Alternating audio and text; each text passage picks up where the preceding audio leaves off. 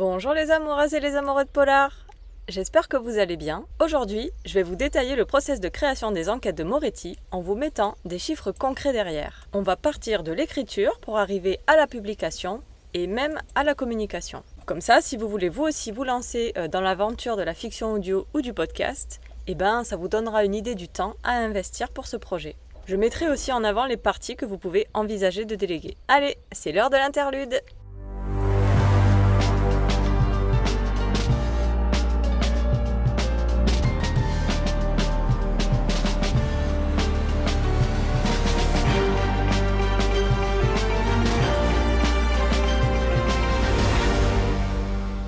L'écriture. Alors, qu'est-ce qu'il y a concrètement derrière cette tâche ? C'est simple, il faut écrire le premier jet, ensuite corriger et réécrire une première fois, puis faire bêta-lire, ensuite corriger et réécrire avec les retours des bêta-lecteurs, et enfin mettre en page au format audio, avec notamment le découpage en scènes et les didascalies. Pour l'écriture du premier jet, j'ai mis environ 68 heures, sachant que les enquêtes de Moretti, c'est 11 épisodes, qui font au total 18 000 mots. Ce qui est du coup plus gros qu'une nouvelle, mais plus petit qu'un roman. Bon, 68 heures, ça doit pas trop vous parler. En fait, c'est comme si vous écriviez votre texte de 18 000 mots durant un trajet en voiture qui va de Paris jusqu'au Kazakhstan.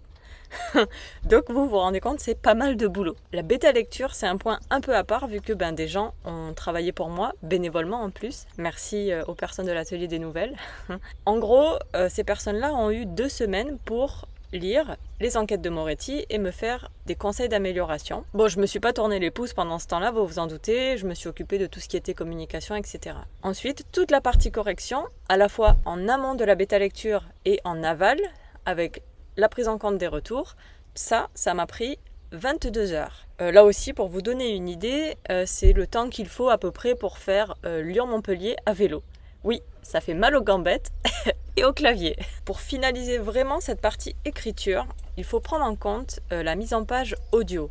Car, mine de rien, choisir les bonnes didascalies et faire les résumés de chaque scène, c'est pas anodin, ça prend du temps. Et ça m'a pris à peu près 11 heures. En gros, durant ce temps-là, j'aurais eu le temps de lire Harry Potter et les reliques de la mort, par exemple.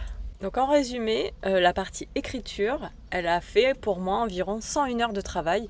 Et pour là aussi que ça vous parle mieux, ramener en jours de travail avec une journée de 7 heures, ça fait environ 14 jours de travail. Le montage. Par montage, j'entends la création du fichier audio, de son enregistrement jusqu'à son état vraiment fini, publiable. On a donc enregistré, trouvé des bruitages et des musiques, monté et mixé. Pour l'enregistrement, je me suis appuyée sur 5 acteurs en plus de ma participation. À nous 6, on a réalisé 14 heures d'enregistrement.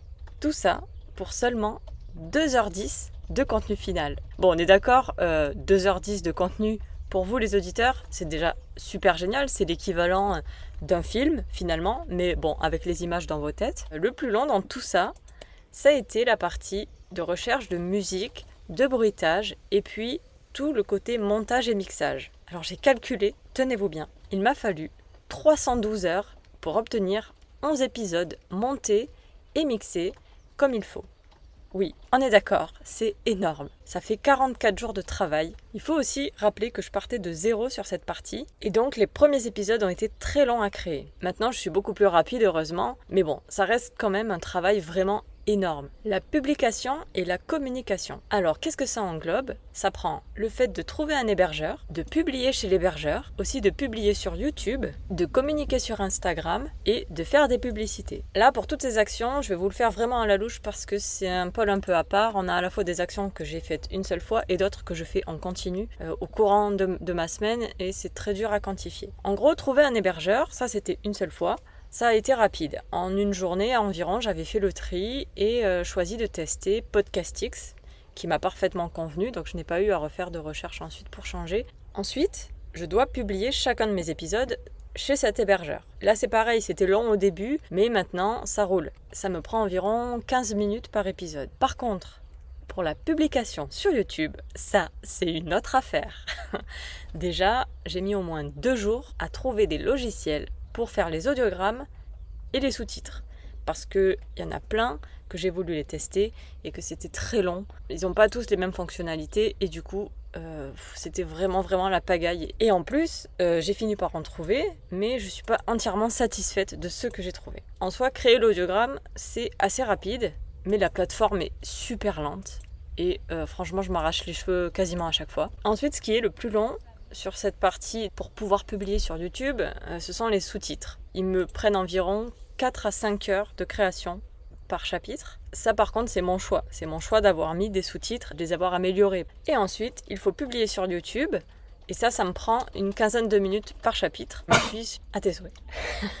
Pour la communication que je fais essentiellement sur Instagram, j'ai beaucoup communiqué en amont. Ce qui du coup m'a demandé pas mal de réflexion au départ, mais maintenant c'est une communication qui est récurrente. Et donc c'est pareil, entre préparer, poster et réagir, on va dire que ça me prend environ 1 heure par épisode. J'ai également fait une publicité sur Facebook, et ça m'a pris 3 jours de travail, parce que j'ai fait une vidéo, et donc entre la création de la vidéo, son montage, et ensuite la création du contenu sur Facebook, et le management de la publicité, voilà, il m'a fallu à peu près 3 jours, sachant que ma vidéo de publicité est réutilisable, donc ce n'est pas du temps totalement perdu parce que je vais pouvoir redupliquer cette publicité par la suite. Bien sûr, pour ce qui est publicité et communication, c'est un travail qui n'a pas de fin. C'est-à-dire que là, j'ai fait toute une partie qui est dans le passé, mais il faut que je continue jusqu'à la fin de la sortie de mes épisodes, mais même après. Je n'ai pas aussi parlé de tout ce qui est de la recherche de partenaires. Il faut d'abord trouver des partenaires, leur faire un mail, échanger, etc. pour soit passer par exemple dans leur podcast ou alors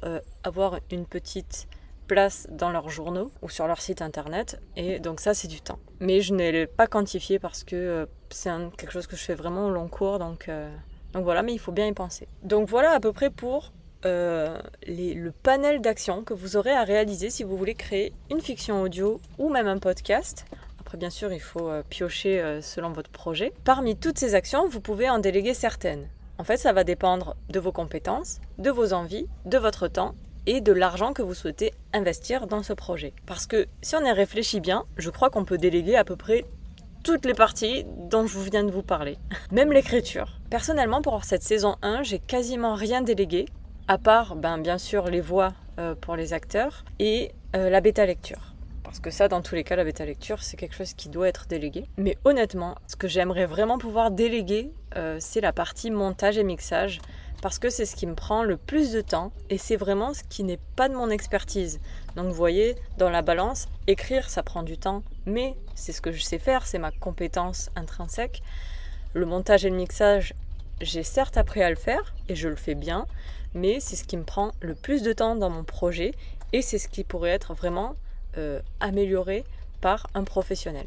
Ensuite, vous pouvez aussi trouver des bénévoles pour certaines choses. Pour la saison 1, c'est ce que j'ai fait avec mes acteurs qui sont totalement bénévoles et je les remercie.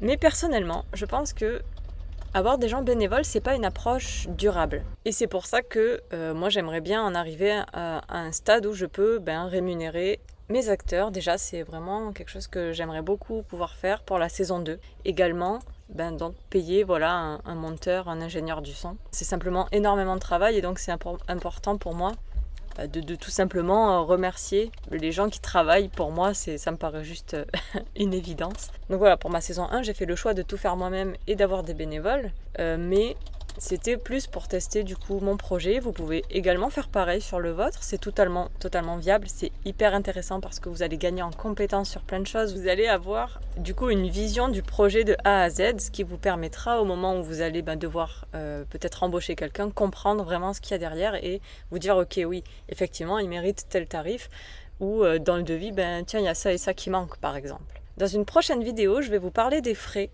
que j'ai dû engager pour mon podcast pour la saison 1 et si oui ou non j'ai été satisfaite de mes investissements. Comme ça, vous aurez toutes les clés en main pour vous lancer, vous aussi, dans l'aventure. En attendant cette prochaine vidéo, vous pouvez venir participer à la création de la saison 2 en vous rendant sur le site internet roselivre.fr/Alex. Je mets le lien dans la description. Je vous souhaite une très belle journée ou soirée et je vous dis à très bientôt.